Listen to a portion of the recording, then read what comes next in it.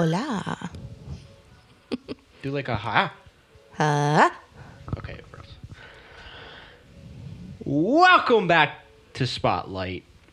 Where we indulge in our information obsession together to focus ourselves toward happier, healthy, more fulfilling lives. And I am here with my co-host, Love. How you doing, Love? I'm doing good. All right, and my name is Dan. Thank you guys for viewing, liking, and subscribing here on Spotlight. We appreciate your support, and we're here to give you guys some good knowledge and shit. You know what I'm saying? So let's dive right into it. We have many topics we can talk about, but we're going to pick a few and keep this episode short. We both became vulnerable outside of this podcast. We probably spent the past 2 hours. We went for a walk, just complaining about our relationships and our fucking issues and learning how to get over them. And Through, not over. yeah, learning to get through them. Talking it out with somebody who's willing to listen and maybe you appreciate their advice and can accept their advice is a powerful tool that I think I just learned that you are part of in my life. Oh, So, love you too. fucking A, let's rock it. So I made a quote that I'm pretty pumped about. And I was just one day, just when you're in your mind about something and you just need to get things out. I either go to music, I go to photography, I go to talking to people. Sometimes I go to poem writing, but this time I went to writing my own quote. And the quote is, "As time moves on, projects grow by a simple act of doing. One project turns into a few projects, and so on. By the end of each moment, you'll have an idea, the bigger picture. Reconcile the bad, keep the good, enjoy the rest. That is what progression is." D had circa 2021. Woo! I like it. A call to action.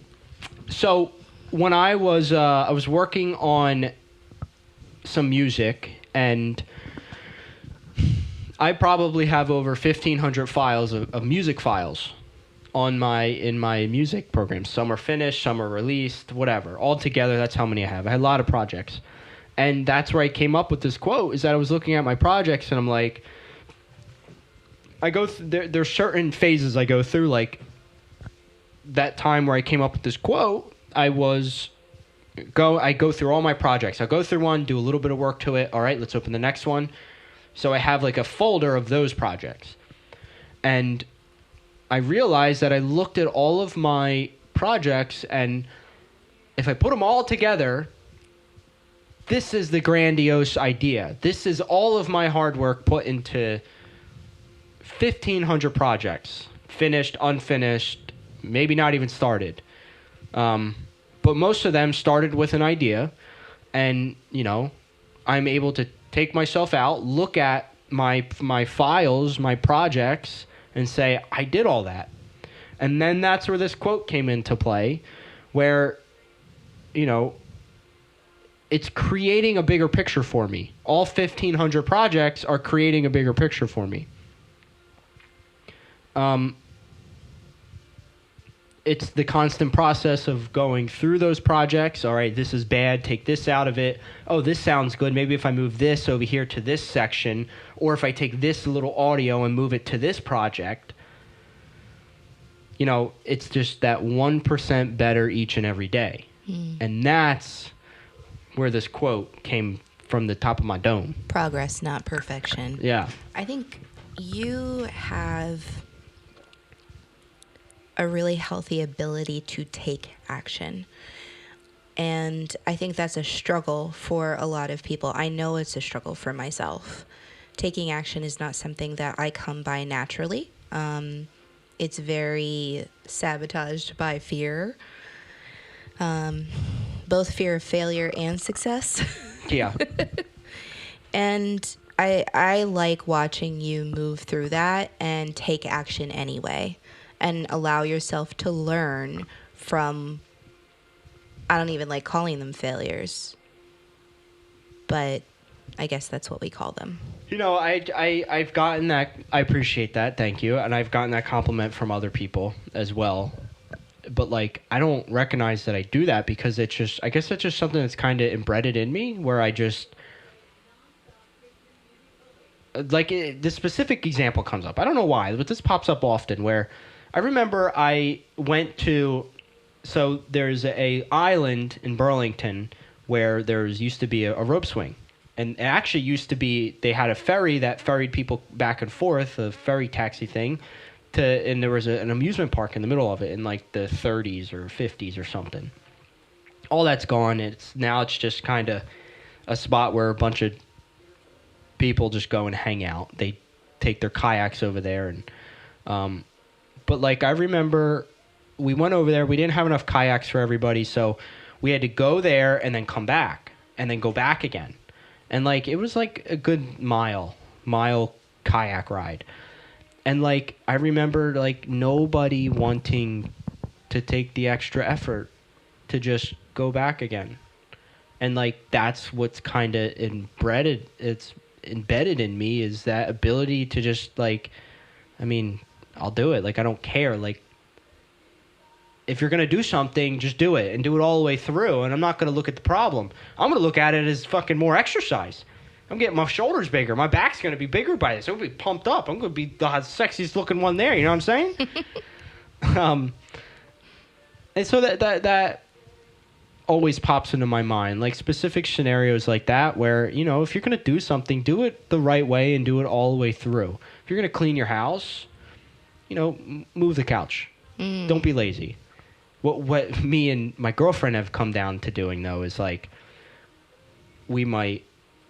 I know we have to do it the right way. It's a big undertaking to, like, say, clean a whole house or a whole apartment. But, like, you know, what we've come down to do is, all right, this week we're just going to sweep, do some vacuuming, you know, clean up here and there, we're good. You know, but next week or the following week, we have to really do a deep dive, a deep clean. So, you know, that comes with, like, scheduling. But, you know, it's worth the effort. It's a superpower. It's worth the effort, and I think it's a superpower. Once you acquire the superpower, like I like to say that everybody has one of the episodes we released, I called it "What's Your Superpower?" and we've talked about what's your superpower, and we all have one, and I think it's easy to figure out what your superpower is, but I think the hard part is how to use it. Just like with anything, it's very hard to find something to do or find something that you're good at. Or it's easy to find something that you're good at, but it's much harder to just take the action, even though it requires one little action. Maybe just getting your ass up off the couch or whatever, you know? So, well, action propels you forward, and you can't find if you're going forward in the right direction if you're not moving forward at all. Yeah. And, you know, I've had someone else describe this as like the spaghetti test. If you throw it and stick it to the wall, it sticks and it's good. Then that's the direction you're going to go in. Yeah. And you can keep taking action in that direction. If it doesn't stick, then you find a different wall. Yeah. But so many of us never get to the point of actually throwing the spaghetti in the first place. And I think, you know, the other side of that too is when you keep throwing the spaghetti and nothing's sticking and you're like, all right, what the fuck's happening? That's kind of where I'm at with my life right now. So I've put all this work in, I put all this time and effort in, and, you know, I'm not getting the result. I'm getting the result that I want, but I'm not getting the result that society wants. And so, you know, there's conflict there. And that this all goes back to what me and Love talked about before the podcast. And, you know, we've been in therapy for ourselves the past, you know, we both became vulnerable and, you know, it's personal things that I think we can share in the future when none of it matters anymore. Because right now, it's, you know, it's emotionally we have to deal with it. Which then leads us into emotional awareness and the responsible choices to challenge. I guess I didn't finish that sentence because that doesn't make sense. There's a quote that I'm going to read real quick. Or it's part of it's part of a book. We can use our emotional awareness and our responsible choices to challenge the fears that is activating in us. And with those fears when And while those fears are active, we can respond from healthy, loving parts of our personality. We can apply this to what we say and what we do. We can look at our intentions in all we say and all that we do. So when we find ourselves in positions of not taking action, it's usually because of fear. And if you can give yourself the space to lovingly address the part of you that is deep in that fear, and often that part of you is your inner child. If you can really love on that part of you, you'll have the space to go ahead and take the action and take appropriate action. Yeah. Because the other option is when we're in that fear space and we're backed into a corner and we have to take action, it's no longer a choice to take action. And we don't take the time to love on that part, we will take action in fear. So I was going to ask you that is how are you in like a fight or flight, like in that moment where you have no choice to make but to do that action, how do you thrive in that moment? Well, I'm doing my best not to wait until I'm backed into that corner. Right, so that was going to lead me into the next question is how do you build that confidence before those things happen? I think that's the answer a lot of us are looking for. Yeah. And a lot of this past year has been building confidence in myself and building confidence in my choices and trust in myself. And that just comes with doing things. Yeah. So not being stagnant. Yes. I have stagnation in my notes here. Not being stagnant. And the thing is, a lot of us want to take a huge leap, but we've never even learned how to take a step. So for me, learning to trust myself has come with a lot of I'm a procrastinator. Mm-hmm. And no amount of willpower could force me out of my procrastination patterns. I've tried, and it leads me into burnout, which just adds to the shame. And so I've had to take time this year to start to build my trust in myself around that procrastination pattern. So things like allowing myself the space to not do things. Giving myself the time to rest. When I am resisting completing a task, there's a reason I'm resisting it. And no amount of willpower and forcing myself to do it is going to make that feel better. It makes me think of the example, very harsh example. In Japan, they work their workers in corporate so hard that they have to put nets on the outside of their building because so many people try to jump and kill themselves.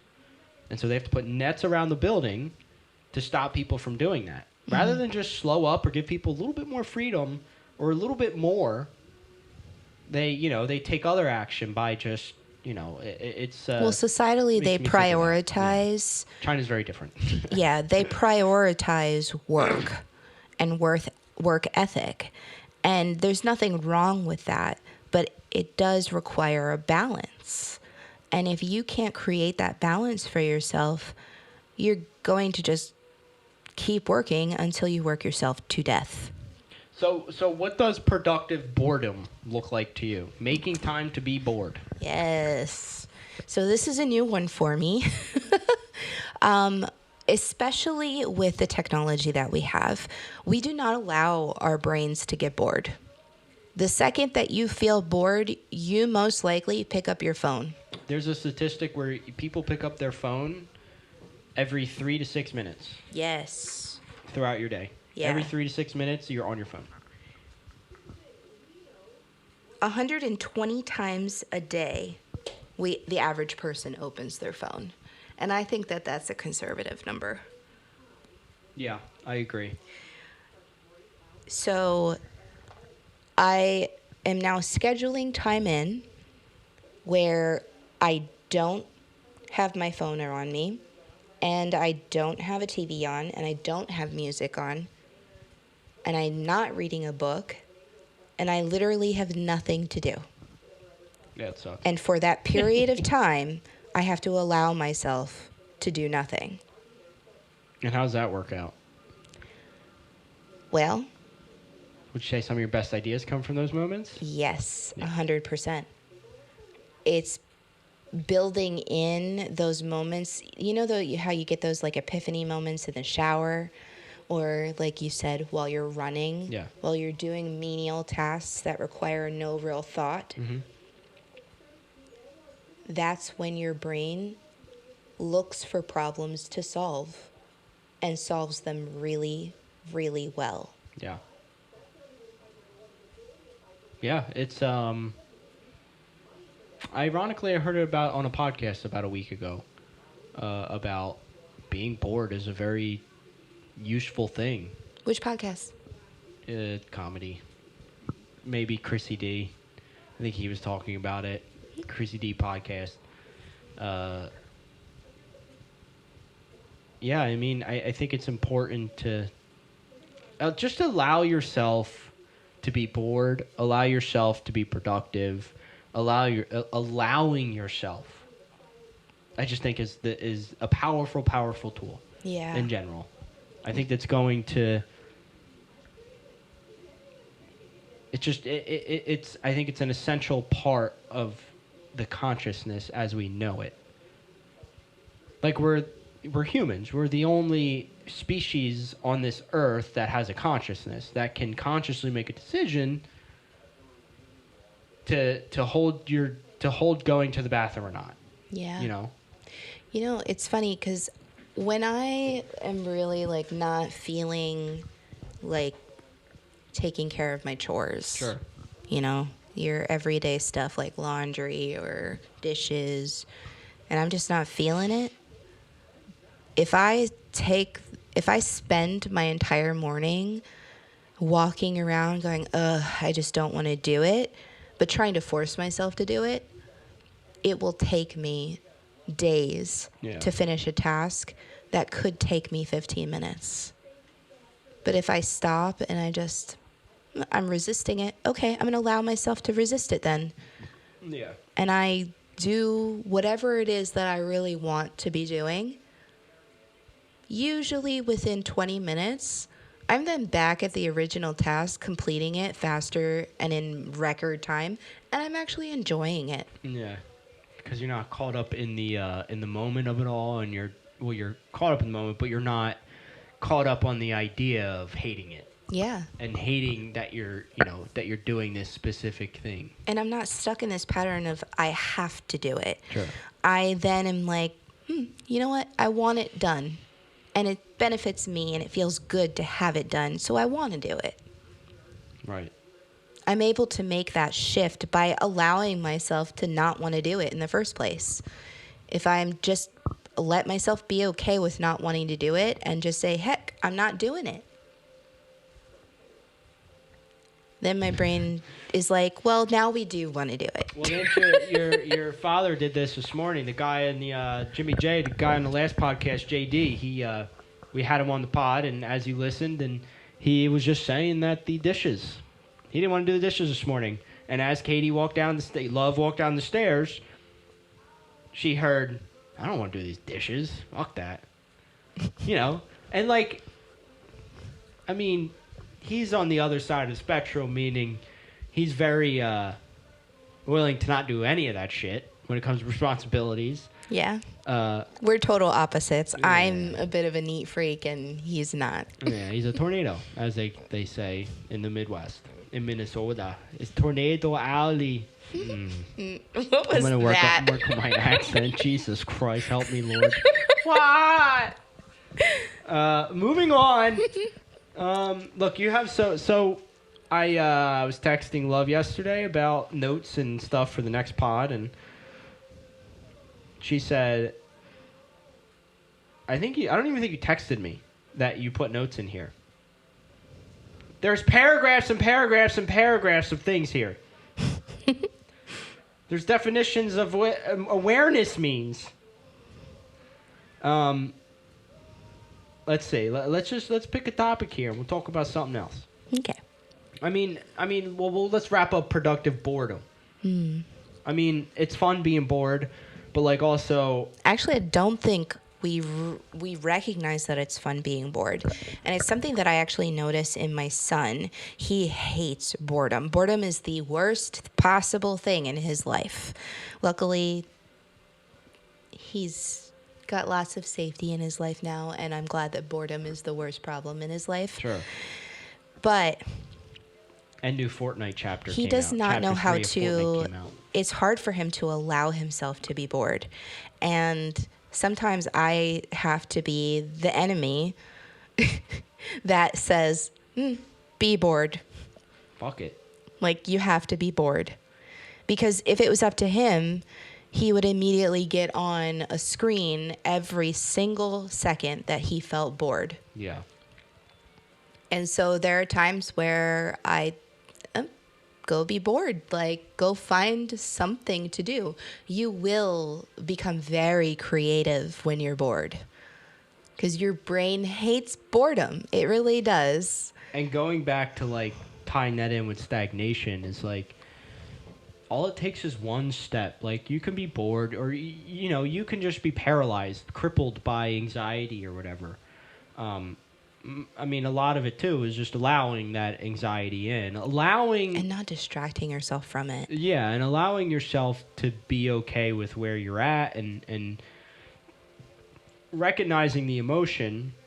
It takes is one step to get out of it. To get out of your head, to get out of anything. It's like, you know, if you have anxiety, like another Chrissy D podcast, he was talking about, you know, there's a thing called Anxiety Tuesdays, and he was talking about, you know, if you're feeling like, you know, you just have anxiety, you're not feeling right, he's like, go for a walk or go do the laundry. He says, just take a step to do something, because that step can then lead into more inspiration. And it can be anything, any little task. Like, and I think a lot of it's hard to deal with when you're on your cell phone and you're on social media, and the constant drag of social media. And it doesn't allow you. Yesterday I learned that a single social media application per hour will give you from 100 to 400 notifications. Jesus Christ. In 1 hour. If you don't turn them off. One single app. That's, I mean, it's so much of our society is on cruise control because of it. Mm-hmm. You know, we talked I'm going to try to tie this in with, like, security. We talked about, like, before this, we were talking about security and just, say, financial security and feeling safe financially, which then leads into feeling safe in other parts of your life. There's always like the catch-22. You can have like the safe job, you can feel safe in your life, but then also, you know, you're lacking in other areas of your life. And then there's people like us who are really working hard mentally on ourselves and to create a better future for ourselves. Not go and get a degree and follow a specific path, but do something different that is meaningful and fulfilling to us. That's the catch-22, is that we might be lacking in a certain area of our life, but this area we're gaining so much more. And you know, like that's the funny thing I struggle with, like with the people in my life, with all the close people in my life, is that, you know, they have this one way of thinking and they're doing it this way, and then, you know, there's somebody like me who's working on another area in my life. I'm trying to dodge specific examples because I don't want to bring very personal things into this pod. I guess my point is that we all have things we can work on, and it's like when there's a sense of security, I tend to work less on things that are fulfilling and meaningful. But when there's more time to actually, or there's no time to do anything, but you know you need to work on yourself, like you've been working away at yourself, writing in your notebooks, you know, following a schedule, and how much progress do you think you've really gotten from all this? Some days it feels like barely any. Yeah. But then I hit days where it's really obvious that I have come very far. Yo, that's with my music. I'm like, one day I'll listen to my shit and I'm like, holy fuck, this is bad. Like, I'm like, that's when I start contemplating, like, what am I doing with this music? And then I can listen to the same track the next day or the day after, and I'm like, yo, this is a vibe right now. Perspective. Yeah, Perspective it's so matters. wild that like it was the same track, but like each day it meant something different to me. Yeah. And it was a total opposite of what it meant. It was really good on this side and really bad on the other. I think this is where your support systems can play a really big difference. Sure. So you create support systems for yourself, and that's where like using your schedule and using like building safety into your body and allowing yourself rest and using, like we did, we used that tool of the meditation just before this, where, I did work on my inner child, and those things help support you, which can help shift your perspective. But then also the people you're around also shift your perspective. Yeah. And they help you create the lenses that you wear, that you view your life through. Your environment is very important. And when you're doing this work, like I've started recognizing when I have certain glasses on. Yeah. And when I'm in a low place, like I can recognize that I'm viewing my life through a lens that isn't showing me the truth. And I can recognize which lies those lenses are showing me.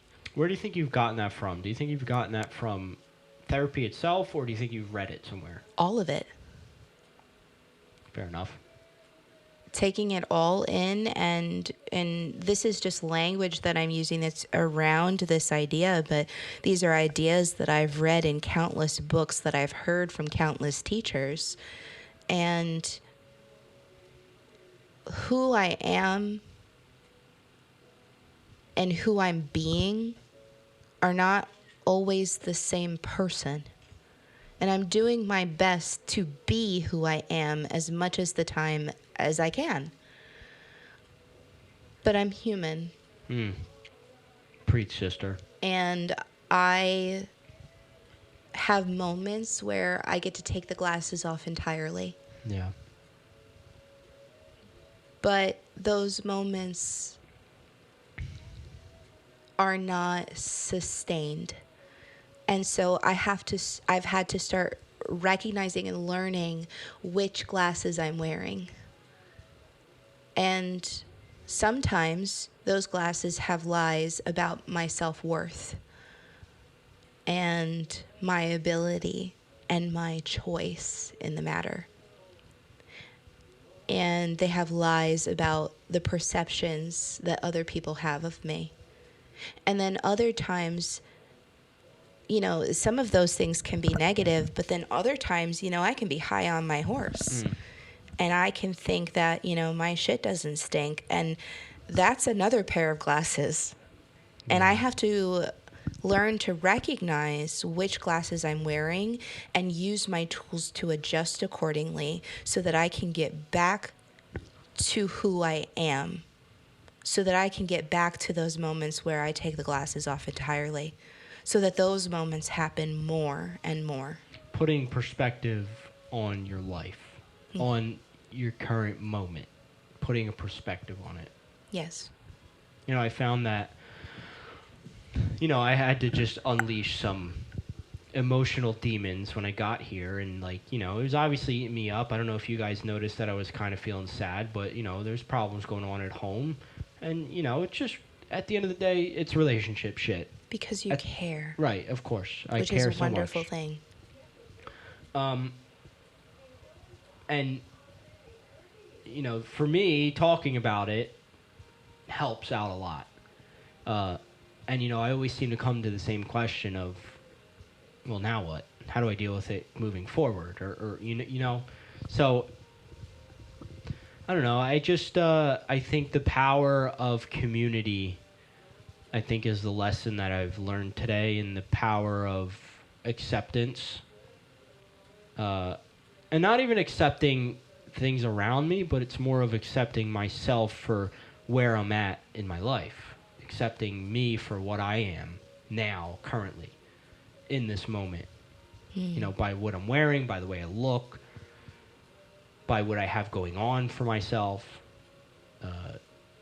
You know, it's just there's power. There's power to be had in every moment, and you either use that power for good or worse. And I think awareness is a good thing. So be aware of everything. Mic drop. Let's wrap it up. I think we should wrap it up soon. I don't know. I think today I was telling you we went on a little walk, and I just said that you know, this is the moment I'll remember. If anything comes out of this, it's just walking with you, just chatting about shit, about life, about personal things, and you know, I appreciate you being there for me. It's a huge help. So, love you, love. Love you too, Dan. Hey, thank you guys for stopping by on Spotlight. Thank you for viewing, subscribing, and liking, and all that good stuff. You know, make sure you guys share. Remember to share. See you guys. Ciao. Bye.